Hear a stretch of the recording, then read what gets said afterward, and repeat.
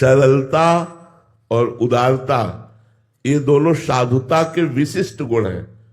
संत सरल चित और जगत हित जान स्वभाव स्नेह, ये संतों की साधुता का गुण है। जगत हित, उदारता और सरल चित। संत सरल चित, जगत हित, परम उदार। परम उदार संसार के कल्याण के लिए स्वयं तप, स्वयं भजन करके और जगत मंगल के लिए, इससे बड़ा कौन उदार हो सकता है। तो उदारता, हरिवंश नाम है जहां तहां तहां उदारता, सकामता तहां नहीं कृपालुता विशेखिए। हरिवंश नाम लीन जे अजात शत्रु ते सदा, प्रपंच दंभादि दे तहां कछु न पेखे।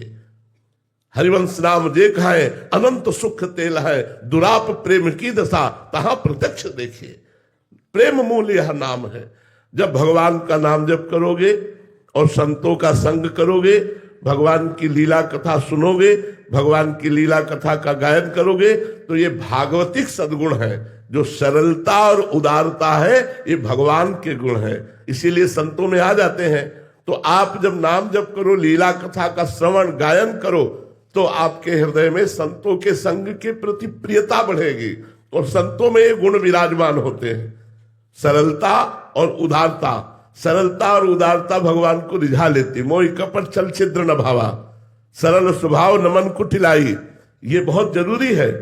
कपट छल आदि का, दोष दर्शन आदि का त्याग सरलता सहजता से होता है। ये सरल स्वभाव भगवान का है, संतों में उतरता है। तो जब हम भगवान का नाम गुणगान करते हैं और संतों का संग करते हैं, तो दो महान सद्गुण हैं, सरलता और उदारता, ये हृदय में आ जाते हैं। सबके प्रति उदार, क्या करूं जिससे जगत का मंगल हो जाए, क्या करूं जिससे सब कोई सुखी हो जाए, सब कोई दुख रहित हो जाए, ये संतों का स्वभाव होता है, क्योंकि उनमें उदार वृत्ति होती है और सरल चित होते हैं। तो भगवत आराधना से स्वभाव आ जाता है। अरे जी, परमहंस जी कह रहे हैं कि कई जन्मों की तपस्या का फल है ये, तो क्या एक जन्म में भी ये संभव है महाराज जी? तो हमारा आखिरी जन्म है, क्यों नहीं मान लेते आप? कई जन्मों से हम तपस्या कर रहे हैं, तब मुझे मनुष्य शरीर मिलकर के साधु समागम मिला, क्यों नहीं मान लेते कि हमारा आखिरी जन्म है? संत समागम मिला कि हमारा आखिरी जन्म है, निश्चय कर लेना चाहिए।